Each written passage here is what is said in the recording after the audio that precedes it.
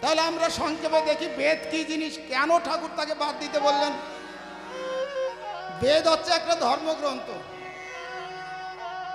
যীশু খ্রিস্টের জন্মের 1500 থেকে 1200 বছর আগে বেদ লেখা শুরু হয়েছিল এবং শেষ পর্যায়ে লেখা হয়েছে 1200 থেকে 1500 বছর আগে। মানে আজ থেকে 3725 বছর আগে বেদ লেখা শুরু হয়েছিল, 2924 বছর আগে বেদ লেখা শেষ হয়, এটা দাবি করা হয়। বেদ 4টি নামে বেদ আছে, ঋক, সাম, যজু, অথর্ব। প্রত্যেক বেদের 4টে করে খণ্ড আছে। সংহিতা, ব্রাহ্মণাস, আরণ্যক, উপনিষদ। সংহিতায় আছে কি? সংহিতায় আছে বিভিন্ন মন্ত্র। সংহিতায় আছে বিভিন্ন মন্ত্র। ব্রাহ্মণাস, ওই মন্ত্র যিনি পাঠ করবেন, ওই মন্ত্রের তত্ত্বকথা যিনি বিশ্লেষণ করবেন, ওই মন্ত্র যিনি প্রয়োগ করবেন, তিনি হচ্ছেন ব্রাহ্মণ। সে ব্রাহ্মণাসে লেখা আছে ওই তার কথা। আরণ্যক, কখন কি কি নিয়ম নীতি পালন করতে হবে, কেউ জন্ম নিল কি জাতীয় নিয়ম পালন করতে হবে, কারোর বিয়ের সময় কি জাতীয় নিয়ম পালন করতে হবে, কেউ মারা গেল কি জাতীয় নিয়ম পালন করতে হবে, কেউ অসুস্থ হলো কি জাতীয় নিয়ম পালন করতে হবে, এইগুলো, এই যে বেদ বিধির কথাটা পরিষ্কার করে লেখা আছে আরণ্যকে। তাহলে উপনিষদে কি থাকলো? এই কাজটা কেন করা হচ্ছে, এই মন্ত্রটার অর্থ কি, এই মন্ত্র করলে কি হবে, এই যে দার্শনিক তাত্ত্বিক আলোচনা, এটা হচ্ছে উপনিষদে করা হয়েছে। বেদে কয়েকটা কি বলল? বেদ বলল স্বয়ং সৃষ্টিকর্তা ব্রহ্মা তার মুখমণ্ডল থেকে ব্রাহ্মণ তৈরি করেছেন। তার দুই বাহু থেকে ক্ষত্রিয় তৈরি করেছেন।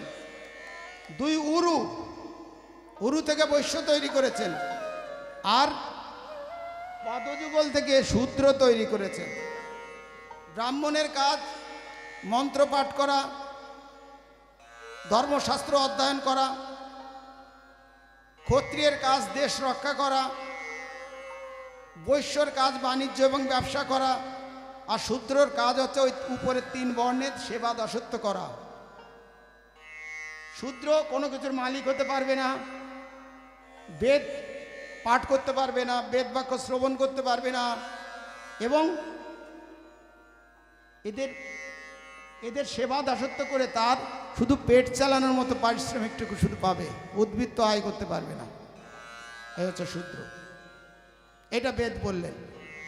আর এই বেদের কিছুদিন পরে যীশু খ্রিস্টের জন্মের 100 থেকে 300 বছরের মধ্যে 224 বছর আগে যীশু খ্রিস্ট জন্মগ্রহণ করেছিলেন। যীশু খ্রিস্টের জন্ম হয়ে গেছে তার 100 থেকে 300 বছর আগে বামুনরা আর একটা ধর্মগ্রন্থ লিখলেন। তার নাম হচ্ছে মনু সংহিতা। এই গ্রন্থটা লিখেছে মনু এবং ভৃগু, এই দুজন লোক এই শাস্ত্রটা লিখেছে। বেদের যে নিয়ম শৃঙ্খলা, সেই নিয়ম মেনে সমাজে কোন নিয়মে চলতে হবে, code of conduct, IPC CrPC থাকে যে এইটা নিয়ম ভাঙা যাবে, এইটা নিয়ম ভাঙলে, এই নিয়ম ভাঙলে পরে পুলিশে কেস দেবে, এই নিয়ম এই করলে ফাইন হবে।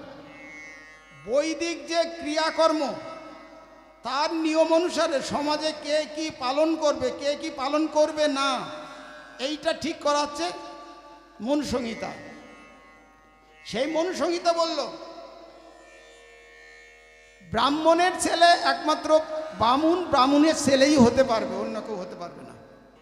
ক্ষত্রিয় ছেলেই ক্ষত্রিয় হতে পারবে, অন্য কেউ পারবে না, যতই তীরন্দাজ হোক না কেন। বৈশ্য ছেলেই বৈশ্য হবে, এবং শূদ্র ছেলে কখনো লেখাপড়া শিখলেও ব্রাহ্মণ হতে পারবে না, শূদ্রই থাকতে হবে তাকে। এটা মনুসংহিতা বললেন। মনুসংহিতা আরো কয়েকটা কথা বলেছে, খুব মারাত্মক কথা বলছে। তুমি যদি এই জন্মে খারাপ কাজ করো, সামনের জন্মে তুমি 3টে জিনিস হয়ে জন্মগ্রহণ করতে পারো। কি? মনুষ্য ইতর প্রাণী, মানুষের থেকে যারা ছোট প্রাণী, কুকুর, গরু, ভেড়া, ইঁদুর, এইসব, কিংবা তুমি শূদ্র হতে পারো, কিংবা তুমি নারী হতে পারো। কুকুর, বেড়াল, শূদ্র কিংবা নারী, এর যে কোনো একটাই হতে পারে। তার মানে তিনটে সমান। কুকুর, বেড়াল, শূদ্র, নারী হচ্ছে সমান। বামুনের বউ কিন্তু বামুনি অত সহজে নয়।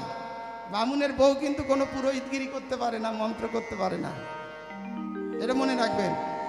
বামুনের বউ হচ্ছে শূদ্রাণী, শূদ্র, যেহেতু নারী মানেই শূদ্র।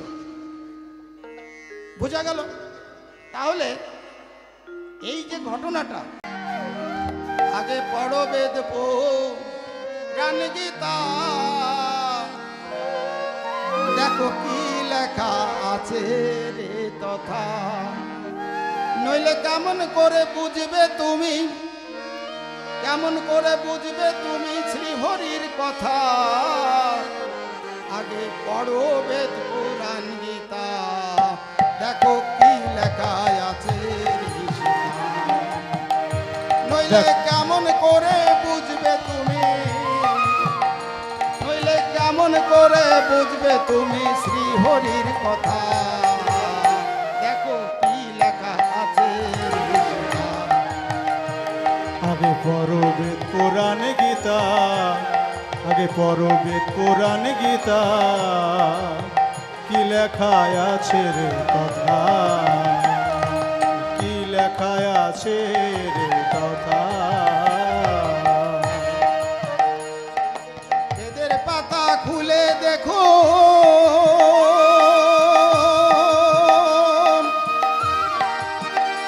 আছে দক্ষিণায় আর যজন যাজন।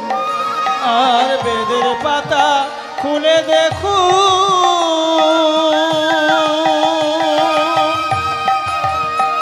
আছে দক্ষিণায় আর যোজন যাজন।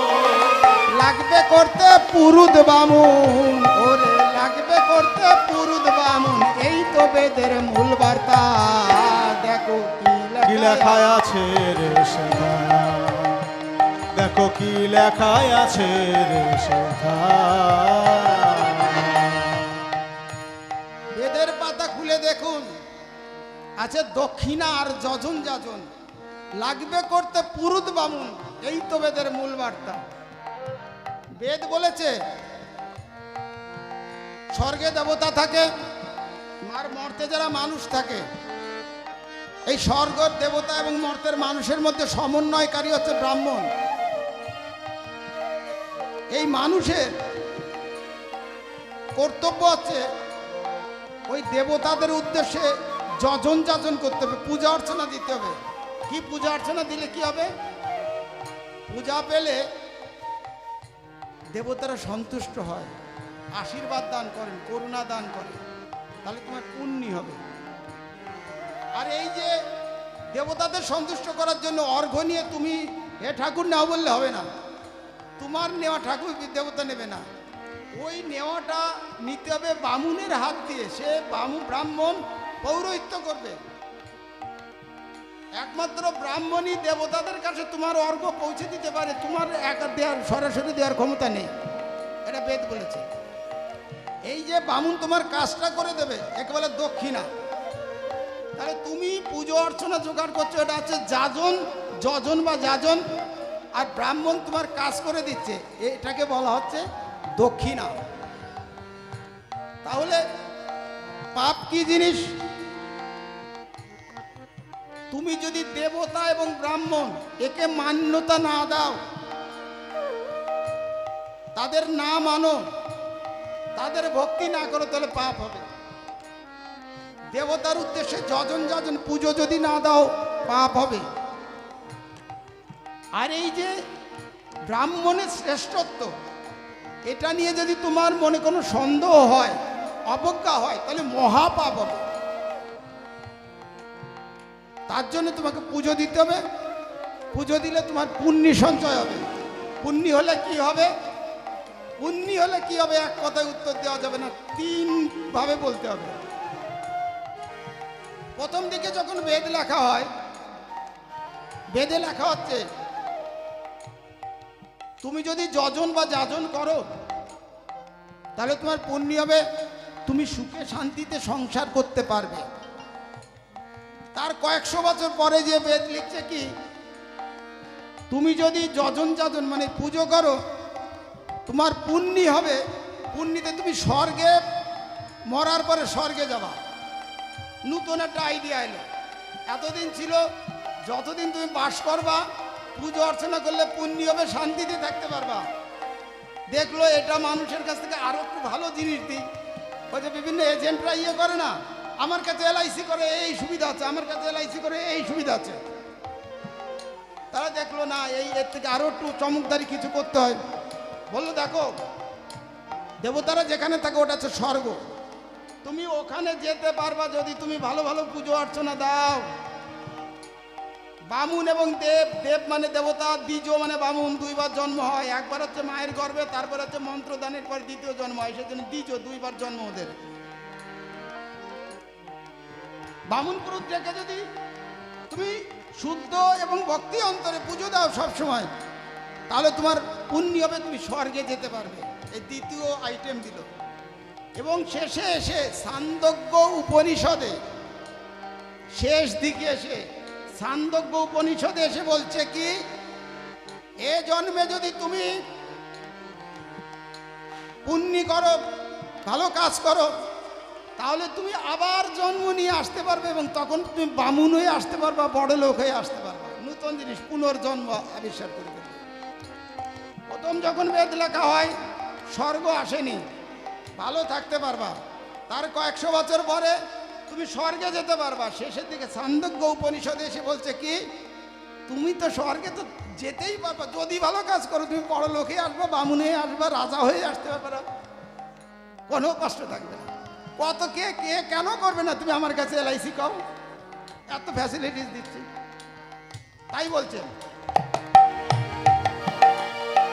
বেদ সিজিল চারি বর্ণ,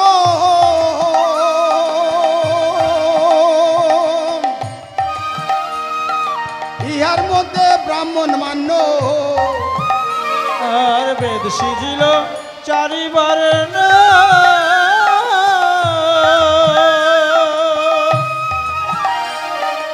ইহার মধ্যে ব্রাহ্মণ গণ্য। শূদ্র অস্পৃশ্য নগণ্য, শূদ্র অস্পৃশ্য নগণ্য লিখেছে বেদের কর্তা। আগে দেখো কি লেখা আছে কথা, আগে পড়ো বেদ পুরাণ গীতা, কি লেখা আছে রে সেটা। আগে পড়ো বেদ গীতা, কি লেখা আছে রে সেটা। দেখেন গল্পটা তো সহজ নয়। ব্রহ্মা তো বললো আমার পা থেকে পদযুগল থেকে শূদ্র করেছি, উরু থেকে বৈশ্য করেছি, বাহু থেকে ক্ষত্রিয় করেছি, আর মুখমণ্ডল থেকে বামুন করেছি। এইবার মহাভারত বলে একটা গ্রন্থের নাম আপনারা পড়েছেন। যীশু খ্রিস্টের জন্মের 200 থেকে 500 বছর আগে এই গ্রন্থখানা লেখা হয় বলে দাবি করা হয়। বেদ 3724 বছর আগে লেখা, কিন্তু বেদের সবথেকে পুরনো পাণ্ডুলিপি কত সালের পাওয়া গেছে জানেন? 1400 সালে। আজ থেকে ওই 500-550 বছর আগেকার একটা বেদের পাণ্ডুলিপি পাওয়া গেছে। সেই পাণ্ডুলিপিটা কোথায় লেখা আছে, রাখা আছে, এটা দাবি করা হচ্ছে।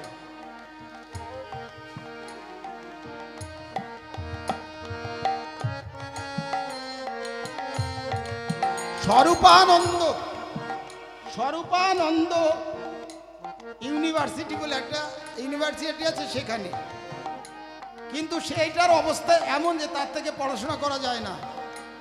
নূতন বেদ যেগুলো পরবর্তীতে বেদ আপনার সংস্কৃত বা বাংলা ভাষায় লেখা হলো, সেটা 1600 সালের বেদ। আজ থেকে 400 বছর আগে লেখা হয়েছে। গল্প শোনালো কত, 3500-724 বছর আগে লেখা হয়েছে। তার সবচেয়ে পুরনো পাণ্ডুলিপি পাওয়া যাচ্ছে মাত্র 400 বছর আগে। এবার ইতিহাস মানে মহাভারত, যীশু খ্রিস্টের জন্মের 300 থেকে 500 বছর আগে মহাভারত লেখা হয়। কে লিখেছেন? 4টে বেদ লিখেছে ব্যাস। মহাভারত লিখেছেন কে? ওটাও নাকি ব্যাস লিখেছে। শুধু তাই বললে হবে না, এবার একটা গল্প আছে। কি? ব্যাস যখন এই মহাভারত লেখে 8800 শ্লোক বিশিষ্ট একটা বই তিনি লেখেন, 8800 শ্লোক বিশিষ্ট। সেই বইটার নাম ছিল জয়া। জয়া ইংরেজিতে দ্য ভিক্টরি, বাংলায় বলে জয়লাভ করা। জয়া মানে সংস্কৃত শব্দ। কুরু পাণ্ডব পারিবারিক রাজত্বর ভাগ বাটোয়ারা নিজের দ্বন্দ্ব, সেই দ্বন্দ্বের ভিতর যে কুরুক্ষেত্র যুদ্ধ হচ্ছিল, সেই যুদ্ধে যে জয়লাভ করেছিল পাণ্ডব কুল, সেই বর্ণনা দিয়ে তিনি লিখলেন জয়া। তার কয়েকশো বছর পরে বৈশাম্পায়ন বলে এক ভদ্রলোক 8800 শ্লোক থেকে 24000 শ্লোক বিশিষ্ট ভারত বলে একটা বই লিখলেন। ভারত, তার শ্লোক হলো 24000। তারও কয়েকশো বছর পরে উগ্রস বা সুতি বলে এক ভদ্রলোক 1,00,000 শ্লোক বিশিষ্ট বই লিখলেন। তার নাম হচ্ছে মহাভারত। এই মহাভারতে কি বলছে? 4 বর্ণ সম্পর্কে মহাভারত কি বলছে একটু শোনেন। ভিগু বলে এক বললাম যে মনু সংহিতা লিখলেন, মনু আর ভিগু। ভিগু বলছে ব্রাহ্মণ হচ্ছে সে যে সমস্ত জ্ঞান যার উপলব্ধি হয়েছে তিনি হচ্ছে ব্রাহ্মণ, এবং তার গায়ের রং হবে সাদা। ক্ষত্রিয় তার গায়ের রং হচ্ছে তামাটে বা লাল। বৈশ্য তার গায়ের রং হচ্ছে হলুদ। শূদ্রর গায়ের রং হচ্ছে কালো। এটাও একটা বর্ণ। এক হলো দেখলাম ব্রহ্মা হাত পা নাক কাল থেকে তৈরি করলেন। ভিগু বললেন কি না, যার গায়ের রং সাদা এবং জ্ঞান আছে সে হচ্ছে ব্রাহ্মণ, যার তামাটে বা লাল রঙের তিনি হচ্ছে ক্ষত্রিয়, হলুদ গায়ের রং যার তার হচ্ছে বৈশ্য, কালো গায়ের রং যান তার হচ্ছে শূদ্র। ভরদ্বাজ বলল না, আমি ওই তত্ত্ব মানি না। তাহলে কি করা হবে? ভরদ্বাজ মানছে না। তাহলে আবার মহাভারত আবার নতুন করে এডিট করে লিখলো কি, যার সাহস আছে, আত্মতৃপ্তি আছে, যে ভয় পায় না সে আছে শূদ্র। যে শান্ত শিষ্ট স্বভাবে ব্যবসা বাণিজ্যে চাষবাস করে সে হচ্ছে বৈশ্য। আর যে উত্তেজনা তৈরি করে, বিশৃঙ্খলা করে, কোনো নিয়ম নীতি মানে না, অসুচি, সে হচ্ছে শূদ্র। কারণ অত সহজে হলে পার পাওয়া যাবে না। এবার শ্রীমদ্ ভাগবত গীতায় এসে একটা কথা লেখলো, গুণ কর্ম বিভাগ চতুর্বর্ণময় স্রষ্টা। শ্রীকৃষ্ণের মুখ দিয়ে বলা হচ্ছে গুণ কর্ম, এটা বিচার বিশ্লেষণ করে আমি 4টে বর্ণ করলাম বলেনি, 4টে বিভাগ করলাম বললো না, বর্ণ করলাম। তবে কি সেই বামুন হবে যার জ্ঞান আছে। এতদিন জ্ঞান অর্জনের ক্ষমতা শুধুমাত্র কার আছে? বামুনের আছে। তাহলে বামুনের ছেলে ছাড়া জ্ঞান কারোর ছেলে হবে না, সুতরাং বামুনের ছেলেই বামুন হবে। গুণ কর্ম বিচার বিশ্লেষণ করে আমি করলাম। কিন্তু এই বেদে, এই ভাগবত গীতাতে অন্য জায়গায় যান, সেখানটা আবার জন্মগত জন্মের সঙ্গে ওই বর্ণের মিলন দেখানো হচ্ছে। সেই আলোচনা আমি যাচ্ছি। তাহলে আমরা দেখলাম বেদ 4টে বর্ণ সৃষ্টি করলো, তার ভিতর মান্যতা দিল ব্রাহ্মণের, শূদ্র হচ্ছে অস্পৃশ্য নগণ্য। এই তো বেদের মূল কথা। যে জাতিতে জন্মাক নারী শূদ্র বলি গণ্য করি, আর যে জাতিতে জন্মাক নারী শূদ্র বলি গণ্য করি। নারী শূদ্র নয় মনুষ্য ভিতরি, আরে নারী শূদ্র নয় মনুষ্য ভিতরি, বলছে মনু সংহিতা। কি লেখায় আছে রে শেখা, আগে পড়ো বেদ পুরাণ গীতা। রে কি লেখায় আছে রে শেখা, জাতি জন্ম অনুসারে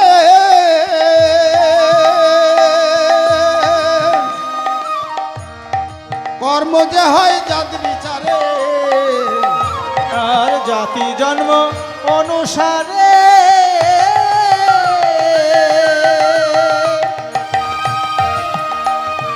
কর্ম হয় জাতি বিচারে। কেউ না লঙ্ঘিতে পারে, কেউ নাহি লঙ্ঘিতে পারে, খুলে দেখো গীতার পাতা।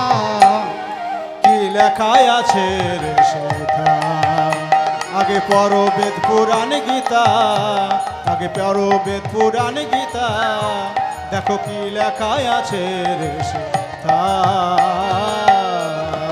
পূজা করো পুণ্যের তরে,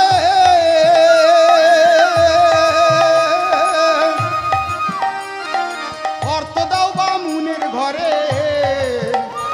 আর পূজা করো পুণ্যি জোরে,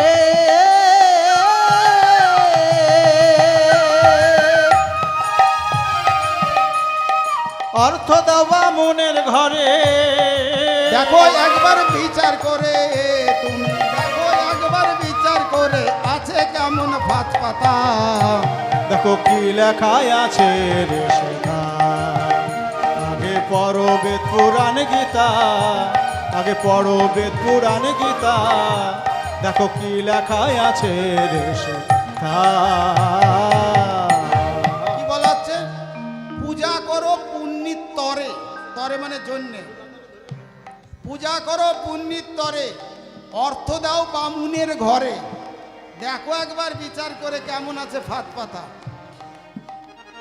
তুমি তো পূজা দিচ্ছ, একটা ঠাকুর গড়িয়ে নিয়ে আসলে, অনেক দ্রব্য কিনলেন, অনেক পূজার উপাচার দিলেন, বামুন ডেকে এনে তার দক্ষিণা দিলেন।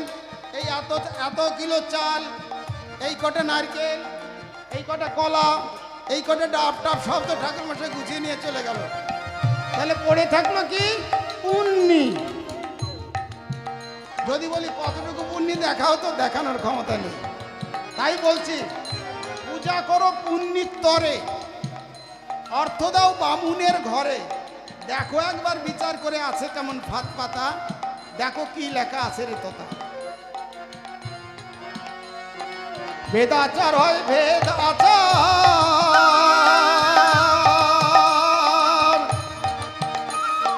শোষণ করার আজব কারবার। বেদাচার হয় ভেদে আচার,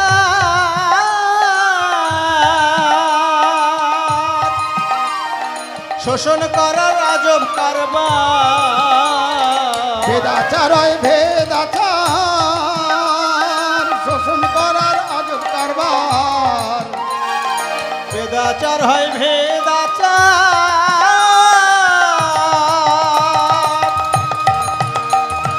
শোষণ করার আজব কারবার। দেখো একবার করি বিচার, দেখো একবার করি বিচার, ঘাটায় তোমার মাথা।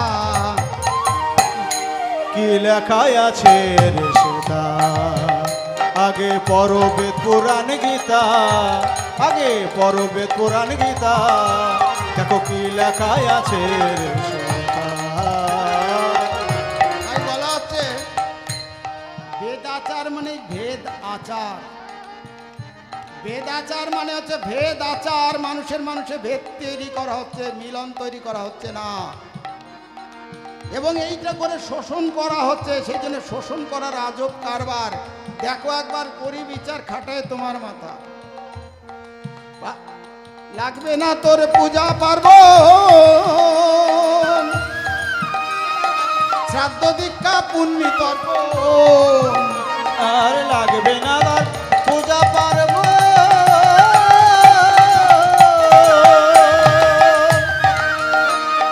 শ্রাদ্ধ দীক্ষা পুণ্যি তর্প।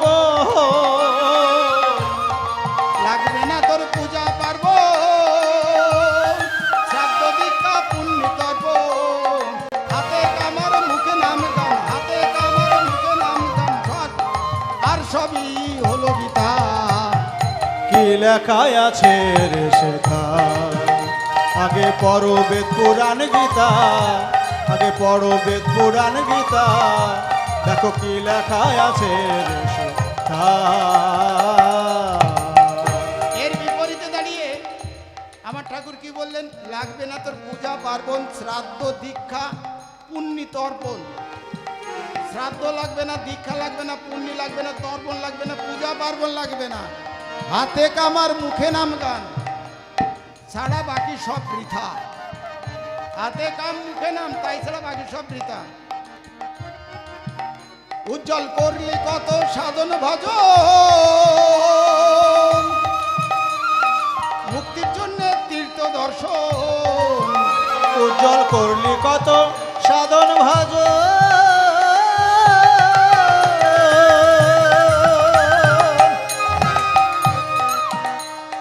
মুক্তির জন্য তীর্থ দর্শন। সন্ধ্যা আহ্নিক শৌচাচরণ, সন্ধ্যায় আহ্নিক শৌচাচরণ, না শুনি হরির কথা, ওরে না শুনি হরির কথা। দেখো কি লেখায় আছে রে সেটা, আগে পড়ো বেদ পুরাণ গীতা, আগে পড়ো বেদ পুরাণ গীতা। দেখো কি লেখায় আছে রে সেটা, দেখো কি লেখায় আছে রে সেটা। হ্যাঁ ডাক্তারবাবু, ডাক্তারবাবু আপনি বললেন পূজা পার্বণ ছেড়ে দিতে হবে, হয় নাকি? 14 পুরুষ ধরে আমার বাবা এইসব পূজা পার্বণ করে আসছে, আপনি বলছেন যে পূজা পার্বণ ছেড়ে দিয়ে হরির পায়ে যেতে হবে, তাই হয় নাকি? এটাও একটা মিথ্যা কথা, সবচেয়ে মিথ্যা কথা। 14 পুরুষ এইটা করে আসছে, এটা একটা সবচেয়ে বড় মিথ্যা কথা। যারা বলে তাদের মতো গণ্ড মূর্খ কেউ নেই, তারা কিছু না জেনে এটা বলছে। কারণ কি দাবি করা হচ্ছে যীশু খ্রিস্টের জন্মের 1500 থেকে 12 বছর আগে বেদ লেখা শুরু হয়েছিল, কিন্তু বেদের যে কপিটা পাওয়া গেছে পাণ্ডুলিপি পুরনো 400 বছর আগের, আর সংস্কৃতে বেদ ছাপা হয়ে বেরোলো 1806 থেকে 7 সালে খিদিরপুরে বাবুরাম প্রেস থেকে। ইতিহাসটা শোনেন, 1806 এবং 7 এই সালে বেদ ছাপা হলো বাবুরাম প্রেস খিদিরপুর থেকে। তার মানে আজ থেকে ক বছর আগে? 24 থেকে 8 বাদ দিলে কত, 7 বাদ দিলে কত হয় গোসাইরা কন? হ্যাঁ, 216 বছর আগে বেদ ছাপা হয়ে বেরিয়েছে। তার আগে বেদ এই সাধারণ লোক কেউ পড়েনি। তাহলে কি করে মানবে? বামুনেও পড়েনি, অন্যরাও পড়েনি। ওই সংস্কৃত টোলে 2-1টা হাতের লেখা বেদের কিছু ছিল, তাই দেখে তারা শাস্ত্র অধ্যয়ন করত। সাধারণ বামুনরা ওটা পড়েওনি, জানেওনি। আমাদের বাপ 14 পুরুষ তার কাহিনীও জানতো না, তারা মান্যতাও দিত না। ওই 2008 সাল, 2006-8-7 1806-7 সালে বাবুরাম প্রেস থেকে যখন প্রথম সংস্কৃত বেদ বেরোলো, তার কিছুদিন পরে বেরিয়ে এলো গীতা, তার কিছুদিন পরে গীত গোবিন্দ বেরিয়ে এলো, তার কিছুদিন পরে রামায়ণ মহাভারত বেরোচ্ছে। এটাই সত্য। শুধু আরো কথা শুনুন। হ্যাঁ, এইবার আমি বলছি, এর সঙ্গে শুধু এইটার সত্যর সঙ্গে আরো তত্ত্ব আছে। ইংরেজদের কাণ্ড কারখানা। 1757 সালে পলাশির যুদ্ধে ইংরেজরা জয়লাভ করে। ওরা মুসলমানদের কাছ থেকে রাজত্ব নিয়েছিল। ওরা শাসক হয়ে গেল, দেখলো মুসলমানরা সমাজ সামাজিকতা, তাদের যে নিয়ম, তাদের যে শরীয়ত, সেই শরীয়ত বইটা ওরা ইংরেজিতে ট্রান্সলেট করে ফেললো। আর একটা জিনিস দেখলো যে এই ভারতবর্ষের যারা হিন্দু, তাদের ভিতরে একটা ব্যাপার আছে, এরা এই বামুনদের কথা খুব মান্যতা দেয়। বামুনরা যা বলে এই হিন্দুগুলো, এই বেশিরভাগ হিন্দু লোকে তাই শোনে। ওরা বামুনদের ডেকে বললো, তোমাদের ধর্মগ্রন্থ কি নিয়ম শৃঙ্খলার বই আছে? ওরা বললো, আমাদের মন সংহিতা আছে।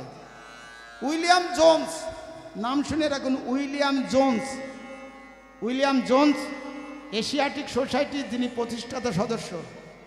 উইলিয়াম জোন্স সাহেব সর্বপ্রথম মনুসংহিতা ইংরেজিতে ট্রান্সলেট করতে শুরু করলেন। করে তুমি প্রথমে মহাভারত শুরু করলেন। মহাভারতের যে অংশে গীতা আছে, ওই গীতাটা লেখার পরে ওয়ারেন হেস্টিংসকে বললেন, এই গীতা এবং মনুসংহিতা এটাকে আপনি ছেপে বের করার ব্যবস্থা করুন। ওয়ারেন হেস্টিংস 1772 সালে লন্ডনে এই দুটো অনুবাদ লিপি পাঠিয়ে দিল এবং বলল, যে গ্রন্থ ছাপতে পাঠালাম তার বিন্দু বিসর্গও আমি জানি না, কিন্তু ইস্ট ইন্ডিয়া কোম্পানির ভারতবর্ষ শাসনের জন্য এই দুটো গ্রন্থ ছাপানো খুব জরুরি। কোম্পানির অর্থমূল্যে এই জন্য এটা ছাপা হয়। নাথানিয়েল মুলার ইস্ট ইন্ডিয়া কোম্পানির মালিক ছিলেন, তাকে পাঠালেন। 1776 সালে গীতা ইংরেজিতে ট্রান্সলেটে বেরিয়ে ভারতবর্ষে এসে চলে এলো। 1776 সালে, সবার আগে। 1785 সালে 1785 সালে গীতা বেরোলো। তার আগে 1776 সালে মনুসংহিতা বেরোলো। 1776 সালে ইংরেজিতে মনুসংহিতা বেরিয়ে আসার পরে সেইটাকে দিয়ে হিন্দু ল কোড চালু করলো ইস্ট ইন্ডিয়া কোম্পানি 1794 সালে। যে হিন্দুদের এইগুলো হচ্ছে নিয়ম কানুন, বোঝা গেল? তার আগে তো আমার 14 পুরুষ হিন্দুদের নিয়ম কানুন জানতো না। সুতরাং না জেনে গণ্ড মুখের মতো বলবেন না যে 14 পুরুষ ধরে এটা করে এসছে। জ্ঞানটা আসছে কোথায়? এই ধর্মগ্রন্থগুলো চোখে দেখছে কত সালে আগে, আপনারা ইতিহাসগুলো দেখেন। 1772 সালে লন্ডনে পাঠালো আমাদের ওয়ারেন হেস্টিংস, আর সেটা 1776 সালে ইংরাজিতে ট্রান্সলেট হয়ে এলো। সেই অনুসারে হিন্দু ল কোড তৈরি হলো 1794 সালে। এই মনুসংহিতা 1794 সালে ল কোড হলো। এটাকে 1927 সালের 25শে ডিসেম্বর, আপনারা জানেন, ডক্টর আম্বেদকর, বি.আর. আম্বেদকর একটা কর্মসূচি নিয়েছিলেন। হাজার হাজার লোক জড়ো করে প্রকাশ্যে মনুসংহিতা দাহ করেছিল, পুড়িয়েছিল। বেদ, গীতা, এখন আমাদের কেউ মারা গেলে মাথার কাছে একটা গীতা না রাখলে হবে না। চিঠি লিখলে অঙ্গঙ্গা লিখতে হবে, গীতা সাবি থাকতে হবে। সেই গীতা উইলিয়াম জোন্স প্রথম ইংরেজিতে ট্রান্সলেট করে লন্ডন পাঠালো। 1785 সালে গীতা ইংরেজিতে ছাপা হয়ে বেরিয়ে এলো। তারপরে 1915 সালে একটা কাণ্ড ঘটল। 1915 সালে বাল গঙ্গাধর তিলক বলে এক ভদ্রলোক ওই বার্মা প্রদেশে জেল হলো তার কয়েক বছরের।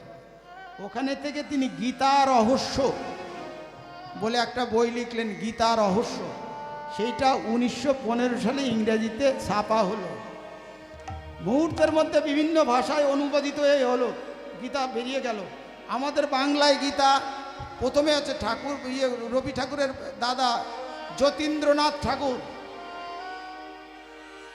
তিনি বাংলায় গীতা ট্রান্সলেট করলেন এবং তারপরে এই গীতা বেরিয়ে আসছে। এই গীতা যখনই তিলক এই গীতা লিখলেন, তিনি বললেন কি এই গীতা হচ্ছে যিশুর জন্মের 1400 বছর আগে এই গীতা লেখা হয়েছে। ভাবেন, আমরা বললাম যিশুর জন্মের এতদিন পণ্ডিতরা বলছে 200 থেকে 500 বছর আগে গীতা লেখা হয়েছে। এখানে বাল গঙ্গাধর তিলক বলল 1400 বছর আগে। এখানেই থেমে গেলে হবে না। 1985 সাল এক গুজরাটি ভদ্রলোক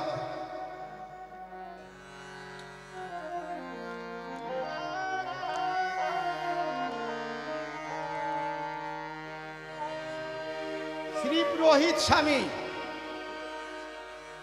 তিনি একটা গীতা ভাষ্য লিখলেন। সেখানে বললেন গীতা 5056 বছর আগে, যীশু খ্রিস্টের জন্মের 5056 বছর আগে গীতা লেখা হয়েছে। আমি বলবো, আমার মুখ দিয়ে বলবো, লিখবো, তাতে তো কারোর ইয়ে নেই, ট্যাক্স নেই। আমি যে মাইক ধরেছি যা খুশি বলতে পারি। এইবার দেখেন, আমাদের এই বাংলাতে নরেন্দ্রনাথ দত্ত বলে এক ভদ্রলোক ছিলেন। 1963 সালে জন্মগ্রহণ করেছিলেন, 2009 সালে তিনি মারা যান। তিনি চিকাগোয় বিশ্ব ধর্ম সম্মেলনে যে বেদ এবং বেদান্তের পরে অনেক বক্তৃতা দিয়ে বিশ্বমণ্ডলী জয় করেছিলেন। তিনি গীতা সম্পর্কে শুধু একটা কথা বলেছিলেন, কি উপনিষদ থেকে তুলে আনা বিভিন্ন আধ্যাত্মিক ফুল দিয়ে তৈরি করা একটা সুন্দর সাজানো বুফে, ফুলের বুফে। উপনিষদ থেকে তুলে আনা বিভিন্ন আধ্যাত্মিক ফুল দিয়ে সুন্দরভাবে সাজানো একটা বুফে, এইটুকু বললেন। অথচ এই বালগঙ্গাধর তিলক, আমাদের নেতাজি সুভাষ, এর সবাই নরেন্দ্রনাথ দত্ত, যার নাম বললে চিনবেন, স্বামীজি বিবেকানন্দ তার অনুগামী ছিলেন। স্বামীজি কিন্তু গীতা নিয়ে লম্পজম্প করেননি। তিলক ওই লেখার পরেই দেখা গেল মহাত্মা গান্ধী বলছে, it is my spiritual dictionary. 1946 সাল মহাত্মা গান্ধী বলছে, Gita it is my spiritual dictionary, আমার স্পিরিচুয়াল ডিকশনারি এটা, এবং গীতাই শেষ কথা। স্বামী বিবেকানন্দ সে কথা বলে যাননি। শুধু তাই নয়, আপনারা নাম শুনেছেন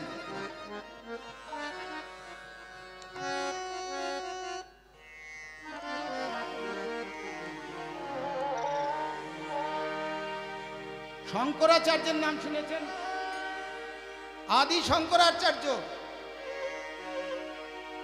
আজ থেকে 800 বছর আগে আদি শঙ্করাচার্য বললেন,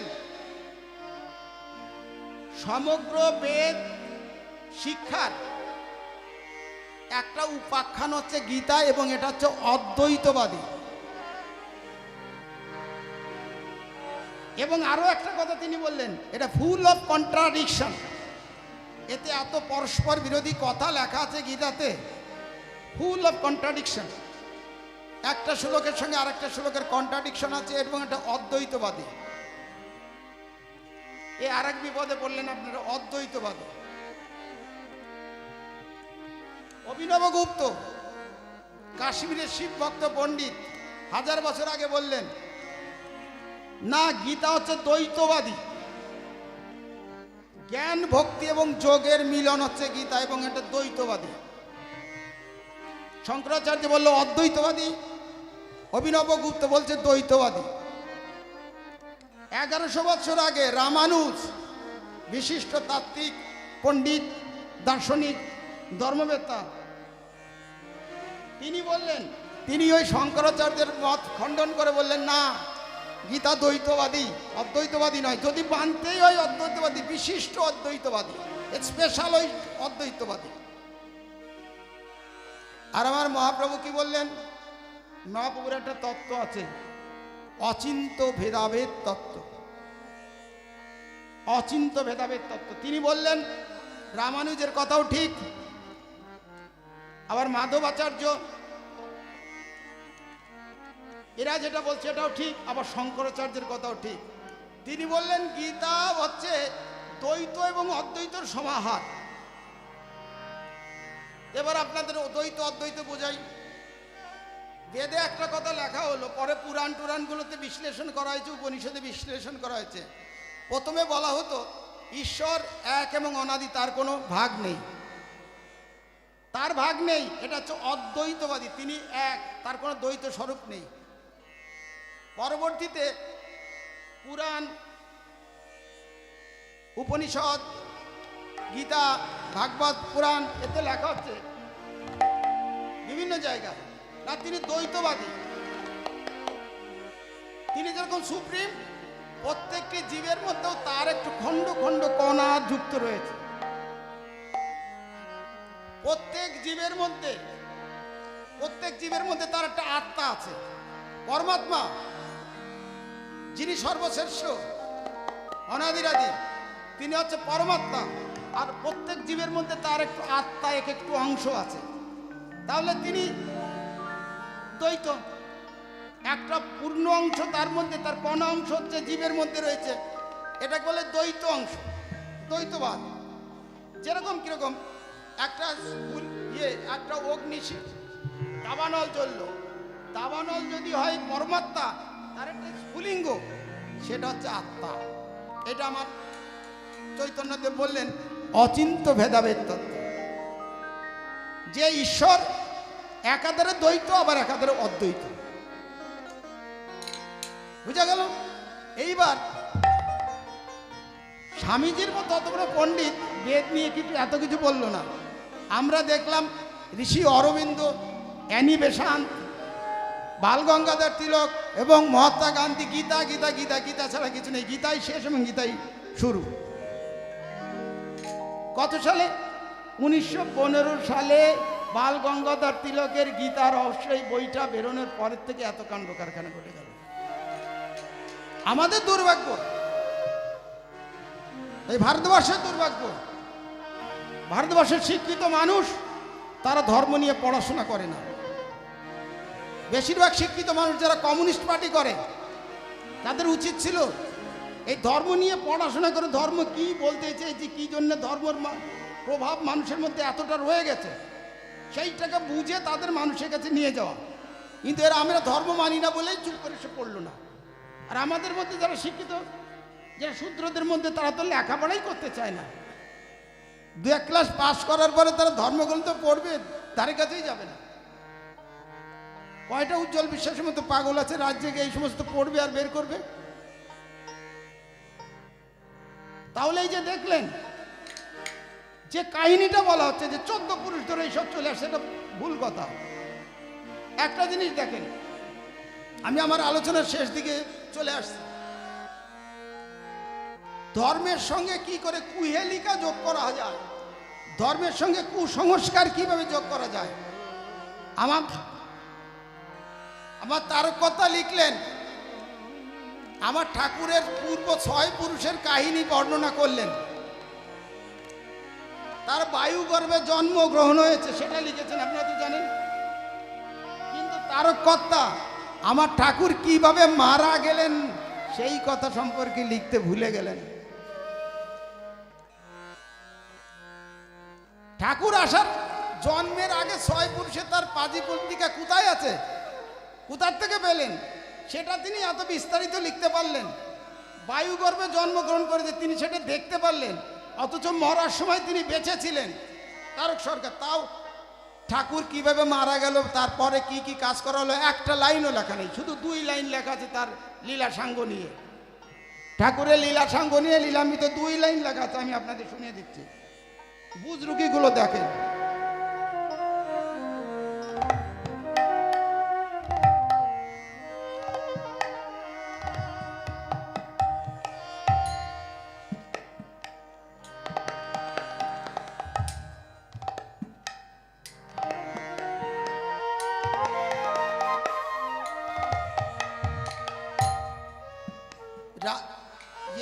রাম ভরত বলে একজন রাজস্থান থেকে এক ভক্ত ঠাকুরের কাছে এসেছিলেন।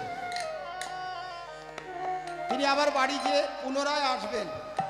তখন ঠাকুর একদিন বলছে, শোনো, আমি যে কি করব তার ঠিক নেই, তবে মানুষ আবার আমাকে দেখতে আসবে, তোমরা তাকে দেখভাল করে রেখো, তার যত্ন করো, তাকে সম্মান করো। মহাপ্রভু একদিন সবাইকে ডেকে বললেন, মানুষ রাম ভরত আসিবে পুনঃ আমা দেখিবারে, আমি যে কি করি তার নাই নিরূপণ, তোমরা ভক্তি তারে করিও সর্বজন। আমি যে কি করি তার নাই নিরূপণ, তোমরা তারে ভক্তি তারে করো সর্বজন। এত বলি সতর্ক করিল সব আকারে, প্রভু লীলা সাঙ্গ করিলেন তারপরে। এত বলি সতর্ক করিল সবাকারে, প্রভু লীলা সাঙ্গ করিলেন তারপরে। এই এক কথাতেই প্রভু লীলা সাঙ্গ হয়ে গেল। একটা জলজন্ত মানুষ, তার জন্ম কিভাবে বিস্তারিত বায়ু গর্ভে হয়েছে সেটা তুমি লিখতে পেরেছো। তার 6 পূর্বপুরুষের বৃত্তান্ত তুমি লিখতে পেরেছো। ঠাকুর মারা গেলেন কিভাবে, কবে মারা গেলেন, কি হয়ে মারা গেল, তার মারা যাওয়ার পরে তার ক্রিয়াকর্ম কোথায় রাখা হলো তুমি লিখতে ভুলে গেলে। এটা ভুল। এখানেই ষড়যন্ত্র, এখানেই ষড়যন্ত্র।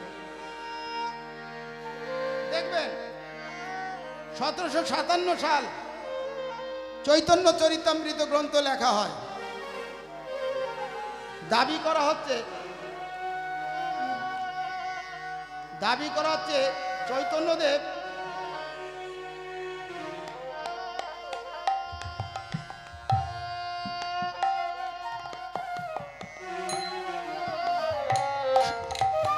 1534 সালে চৈতন্যদেব মারা যান। 1534 জন্ম নিয়েছিলেন 1486, 1534 সালে চৈতন্যদেব মারা যান।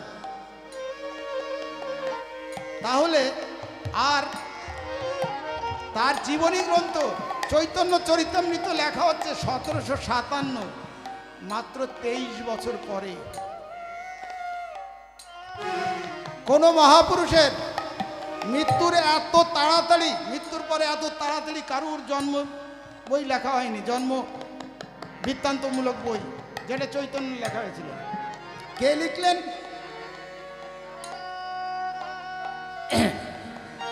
কৃষ্ণদাস কবিরাজ। তিনি কোনো দিন চৈতন্যকে চোখে দেখে নাই। তার গুরুদেব ছিলেন রঘুনাথ দাস, যিনি চৈতন্যদেবের অনুচর পার্শ্বচর ছিলেন। রঘুনাথ দাসের শিষ্য কৃষ্ণদাস কবিরাজ মহাপ্রভুর মৃত্যুর পরে 23 বছরের মাথায় দিয়ে তিনি চৈতন্য চরিতামৃত লিখলেন। সেই চৈতন্য চরিতামৃতে তিনি অনেক বিস্তারিত লিখেছেন, কিন্তু মহাপ্রভুর লীলা সাঙ্গ নিয়ে তিনি এইরকম আমাদের তারককর্তার মধ্যেই চুপ করে থাকলেন। কি বললেন? ওই নীলাচলের নীল সমুদ্রকে কৃষ্ণ বলে ভ্রম করে তিনি ওই সমুদ্রের জলে বিলীন হয়ে গেছেন, এই কথাটা তিনি লিখেছেন। অথচ আমি আপনাদের পড়ে শোনাচ্ছি চৈতন্যদেবের শেষ লীলা নিয়ে আমি 7খানা বইয়ের নাম এবং কারণ বলতেছি। দেখেন, বৈষ্ণব লীলা মরুতা লিখেছেন কে? মাধব চট্টনায়ক। চৈতন্যদেবের সঙ্গে একসঙ্গে কীর্তন করতেন। এই বইখানে লেখা হলো চৈতন্যদেবের মৃত্যুর 2 বছরের মাথায়। শুনে যান, চৈতন্যদেবের মৃত্যুর 2 বছরের মাথায় লেখা হচ্ছে বৈষ্ণব লীলা মরুতা। সেখানে বলা হচ্ছে রুক্মিণী অমাবস্যার দিন ওই নাম কীর্তন করতে করতে চৈতন্যদেবের বাঁ পায়ে ইটের আঘাত লাগে, পায়ে অনেক ব্যথা পান, প্রচুর রক্তক্ষরণ হয়, তিনি সংজ্ঞা হারান। সেই অবস্থায় ভক্তরা তাকে জগন্নাথ মন্দিরের উত্তর যে মণ্ডপ, সেই মণ্ডপে নিয়ে যায়। ওখানে যে জল টল দেওয়ার পরে তিনি জ্ঞান ফিরলেন। জ্ঞান ফেরার পরে তখন সঙ্গে তার কে কে ছিলেন? জগন্নাথ দাস ওড়িয়া ভাগবত বলে একটা বই তিনি লিখেছেন পরে, যশবন্ত দাস, অনন্ত দাস, এই 3 জন তার সঙ্গে ছিলেন। এই যখন মহাপ্রভুর জ্ঞান ফিরল জল টল দেওয়ার পরে, তখন সকলে চলে এলো, একজন থাকলেন, জগন্নাথ দাস থাকলেন, আর বাকিরা চলে এলেন। কিছুক্ষণ পরে মহাপ্রভুর প্রচণ্ড জ্বর হয়। জগন্নাথ দাস জল দিয়ে করে অনেকভাবে শুশ্রূষা করার চেষ্টা করলেন, কিন্তু যখন আর সাড়া দিল না, তখন তিনি পাগলের মতো চিৎকার করে এলেন যে চৈতন্যদেব বুঝি আর নেই, মহাপ্রভু নেই। এই খবর রাজা প্রতাপরুদ্রের কাছে পৌঁছে গেল, মন্ত্রী রায়রামানন্দের কাছে পৌঁছে গেল, মন্ত্রী রায়রামানন্দের কাছে পৌঁছে গেল।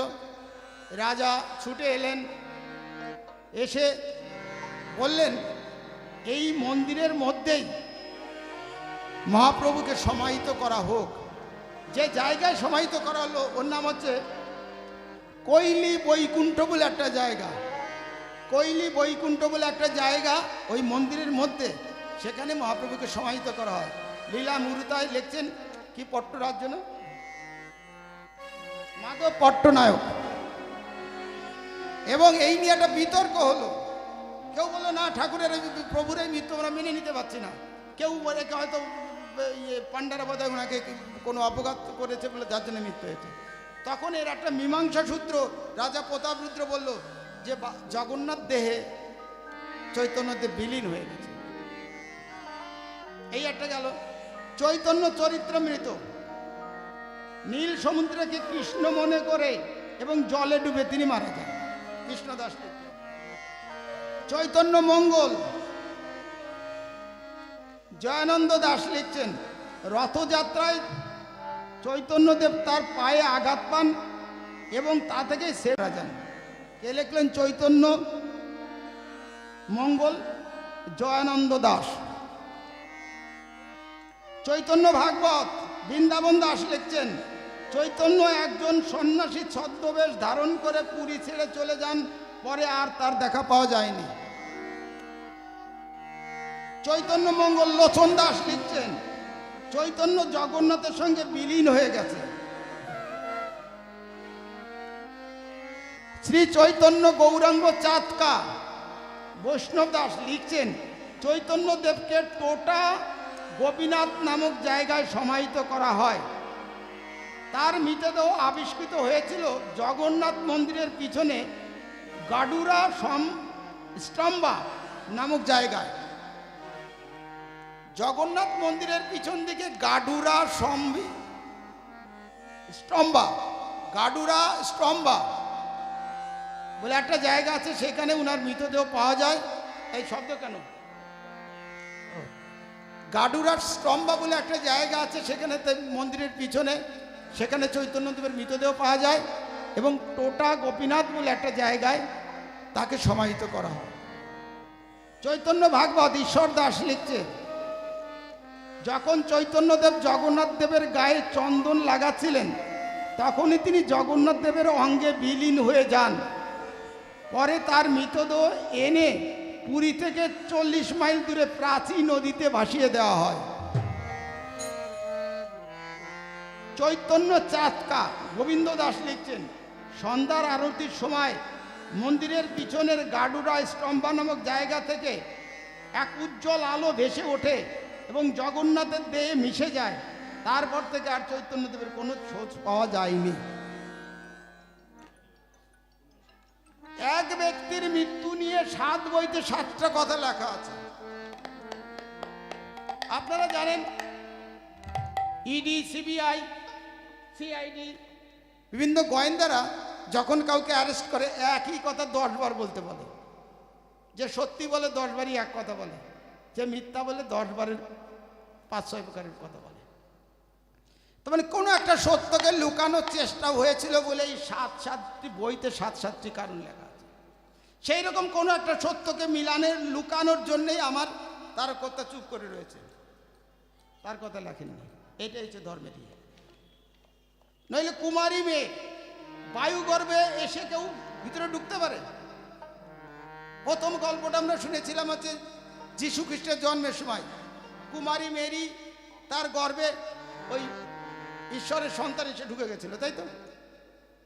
তারপরে পেয়েছিলাম কি, মহাভারতে পেয়েছিলাম কি, বিষ্ণু এসে একবার বলল ওই দেবকী আমার বড়ই স্বপ্ন ইচ্ছা, তোমার গর্ভে আমি সন্তান হয়ে জন্ম করব। দেবকী বলছে, আরে বাবা, তুমি তো জন্মগ্রহণ করবা, আমার যে সন্তান হচ্ছে এই রাজা কি কংস, ওর সঙ্গে সঙ্গে তো তারা মেরে ফেলছে, তাহলে তুমি ছেলে হয়ে কী করবা? বলে, তুমি অনুমতি দাও তোমার গর্ভে জন্ম নেওয়ার, বাকি কাটা আমি দেখে নেব। ওই বায়ু গর্ভে বিষ্ণু এসে দেবকীর গর্ভে এসেছিলেন। আর আমরা তৃতীয় গর্ভে পেলাম হরিচাঁদ ঠাকুর অন্নপূর্ণার পেটে বায়ু গর্ভে এলেন। এত কথা লিখতে পারলে কিন্তু আমার ঠাকুর উঠে গেলেন, সেই কথা তুমি লিখতে ভুলে গেলে সরকার মশাই, অত সহজে তো বলবো না। যাই হোক, শেষে আমাদের গান দিয়ে আমরা শেষ করি। আমরা আশা করি আমাদের আলোচনার কিছুটা আপনাদের আমরা বুঝাতে পেরেছি।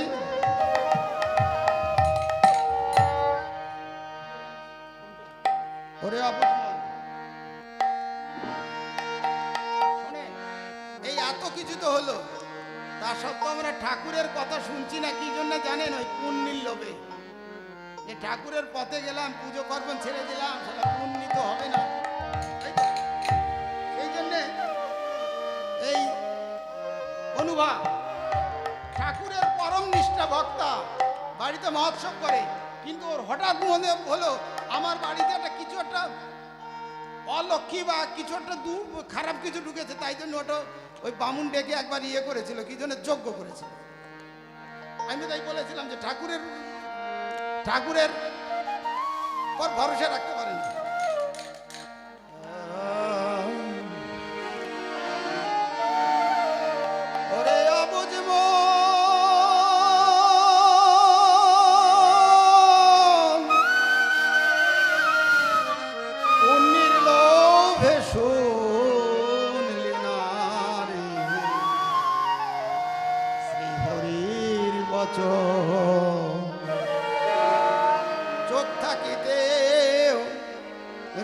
অন্ধ চোখ থাকিতে তুই চোখ থাকিতে রইলি অন্ধ করলি না রূপ দর্শন পুণ্যের লোভে শুনলি না রে হরির বচন ওরে অবুঝ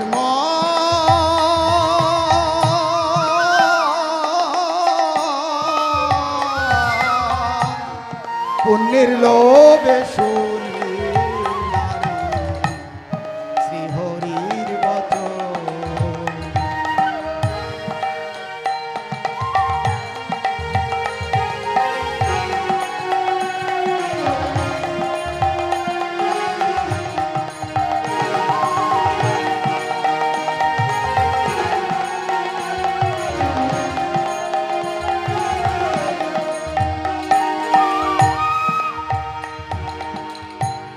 বচন তো নয় সুধা সিন্ধু করলি না পান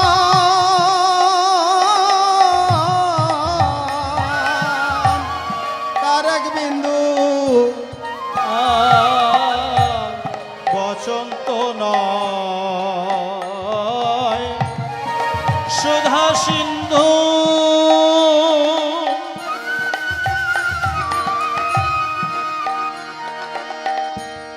করলি না প্রাণ তার এক বিন্দু পেলি না চরণার বিন্দু পেলি না পেলি না চরণার বিন্দু রইলি অভাগ পুণ্যের লোভে শুনলি না রে হরির বচন ওরে অবুঝে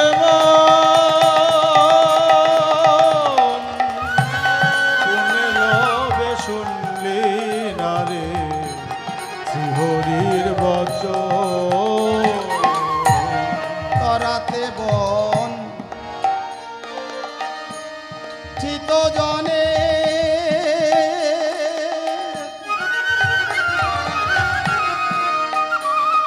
এলেন হরি এ ভুবনে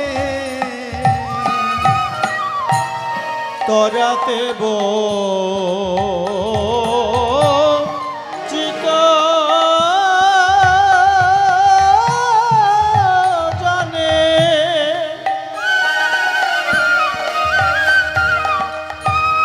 এলেন হরি ত্রিভুবনে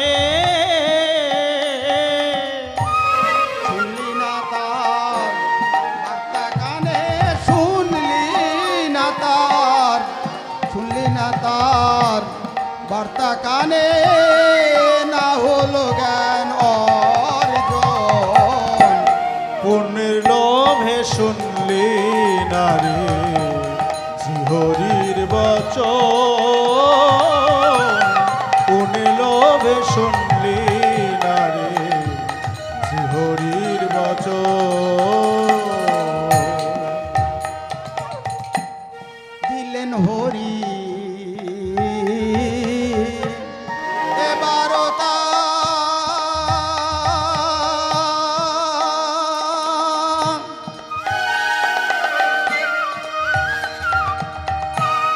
ত্যায্য করো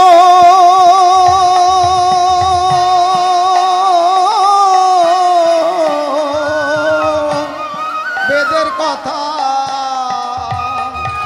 আর দিলেন হরি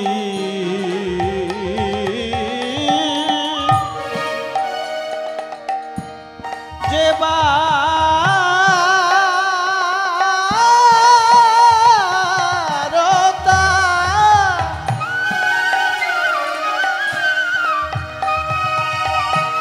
ত্যায্য করো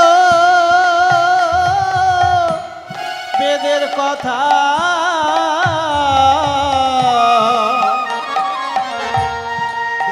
দিজে মান্যতা, দেব দিজে মান্যতা, না করো কখন। পুণ্যের লোভে শুনলি না রে শ্রীহরির বচন, ওরে অবুঝে পুণ্যের লোভে শুনলি না রে শ্রীহরির বচন। ছেড়ে দাও মন পূজা পার্বণ,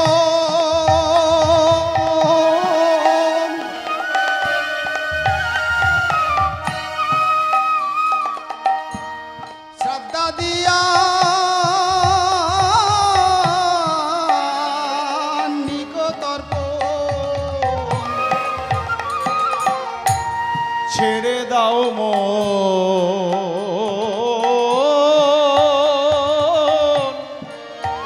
এই পূজা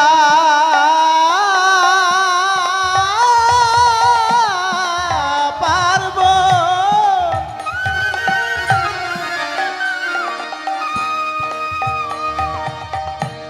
শ্রদ্ধা দিয়া নিতর্প লাগবে না মন্ত্র উচ্চারণ, লাগবে না, লাগবে না মন্ত্র উচ্চারণ, সব কিছু দাও বিসর্জন। পুণ্যের লোভে শুনলি না রে শ্রীহরির বচন, ওরে অবুঝে পুণ্যের লোভে শুনলি না রে শ্রীহরির বচন। পাপ পুণ্য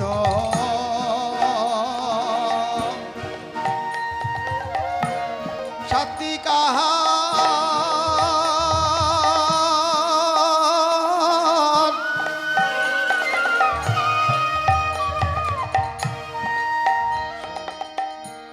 স্বর্গ নরক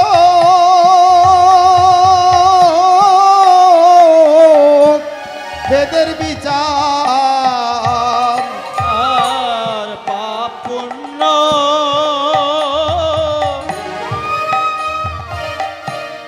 সত্যিকা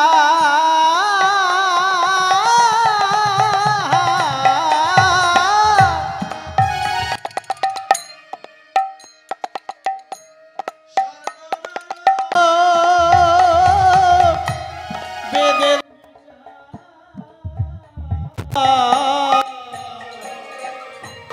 বেদ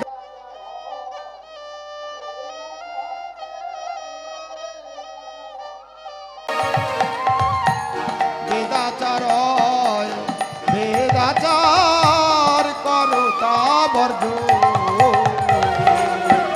পুণ্যের লোভে শুনলি না রে শ্রীহরির বচন, ওরে অবুঝে পুণ্যের লোভে শুনলি না রে শ্রীহরির বচন। জাতি বর্ণ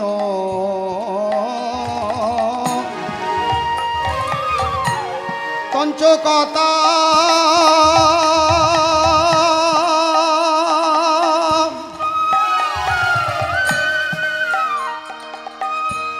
ধর্মে ধর্মে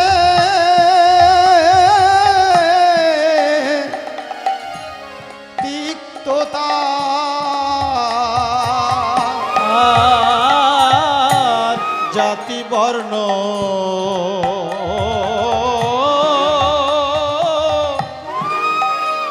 এই তাঞ্চ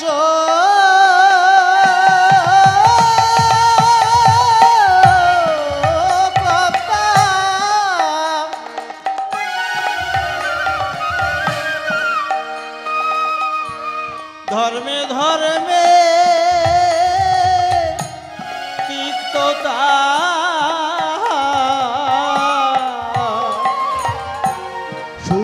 কারু ভেলকি বার্তা শুনে কারু ভেলকি বার্তা নিও না কানে মন্ত্র দান নিও না কানে মন্ত্র দান। কোন লোভে শুনলি না রে শ্রীহরির বচন, কোন লোভে শুনলি না রে শ্রীহরির বচন। ছাড়লো সবাই বেদের বিধি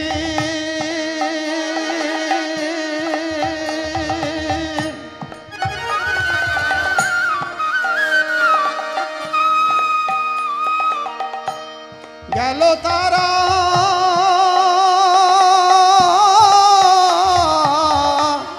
ওড়া কাঁদি ছাড়লো সবাই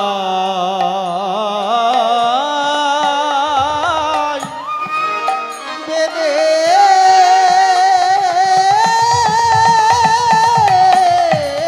বিধি,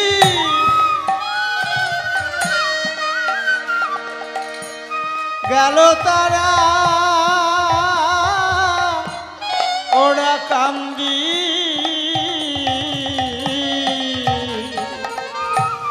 উজ্জ্বল রইলি হরি বিবাদী উজ্জ্বল রইলি হরি বিবাদী খুলল না তোর জ্ঞান নয়ন রে, খুলল না তোর জ্ঞান নয়ন। কোন লোভে শুনলি না রে শ্রীহরির বচন, কোন লোভে শুনলি না রে শ্রীহরির বচন। ওরে অবুঝে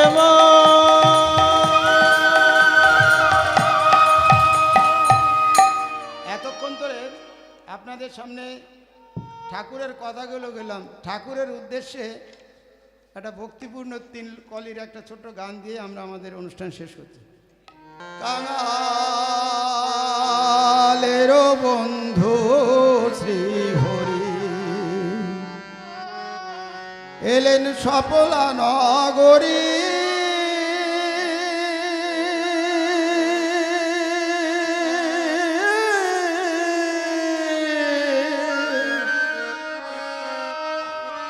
দলিত বঞ্চিত তরাইতে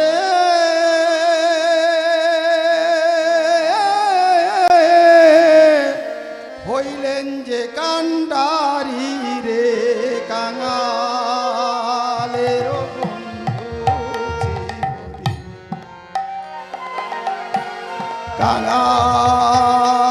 কাঙালের বন্ধু শ্রীহরি এলেন সফলা নগরী,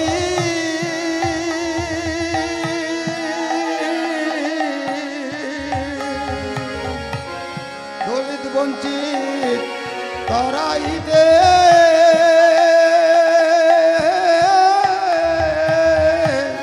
হলেন যে কান্ডারি রে কাঙাল।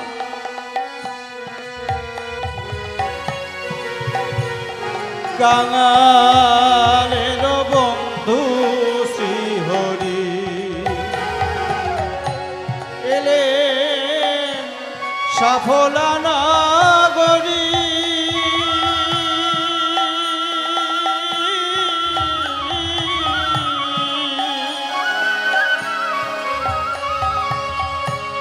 দলিত বংশী তরাইতে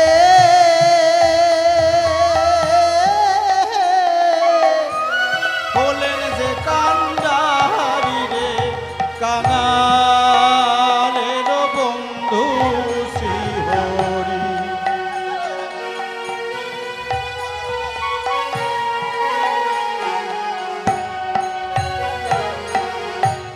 স্বর্গ নরক পাপ পুণ্য জাতি বর্ণ ব্যভিচারী, স্বর্গ নরক পাপ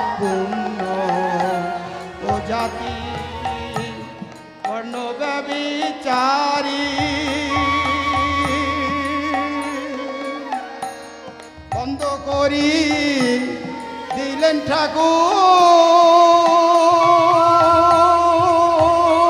ঠাকুর বেদের ধাপা ঘিরে কাঙালের বন্ধু শ্রীহরি এলেন সফলা নাগরী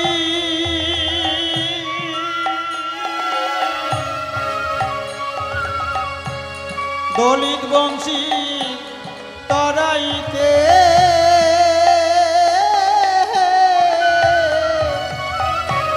হলেন যে কাহান্দারি রে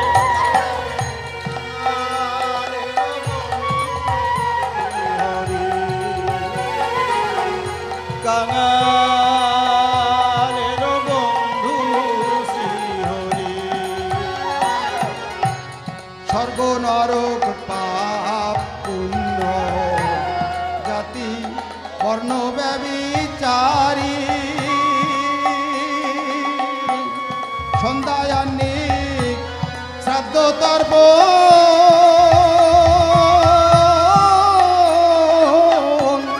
অর্থ নষ্টকারী রে কাঙাল কাঙালের বন্ধু শ্রীহরি এলেন সফলা নগরী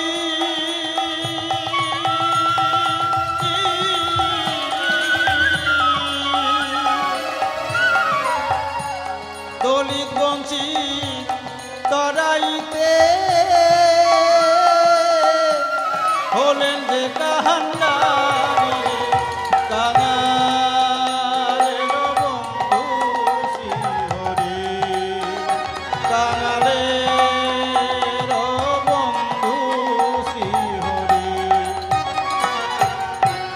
পূজা পার্বণ দেব দিজ কানে মন্ত্রের ভিকিরি পূজা পার্বণ দেব দিজ কানে মন্ত্রের ভিকিরি বন্ধ করে দিলেন ঠাকুর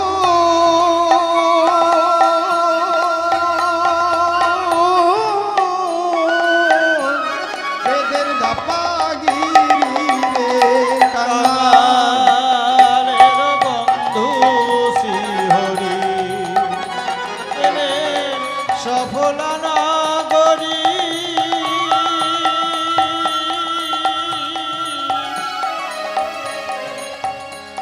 দলিত বংশী তরাইতে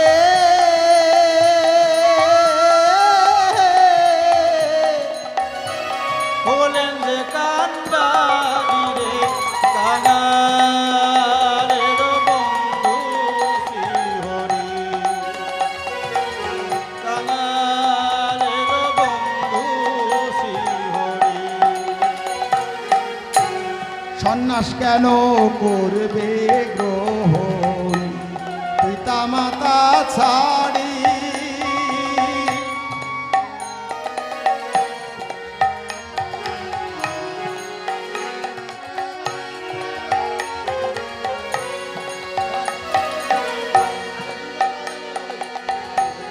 সন্ন্যাস কেন করবে গ্রহণ পিতা মাতা ছাড়ি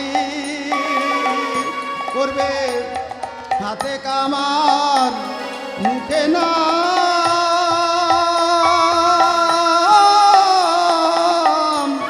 লয়ে নিজ নারী রে কাঙালের বন্ধু শ্রীহরি কাঙালের বন্ধু শ্রীহরি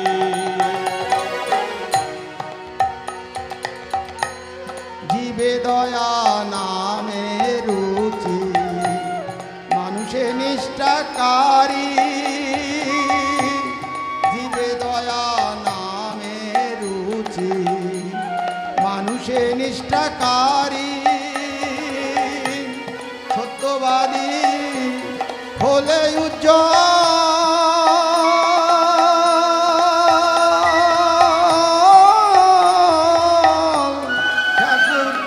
দেবে চরণ তরিলে। কাঙালের বন্ধু শ্রীহরি এলেন সফলা নগরী।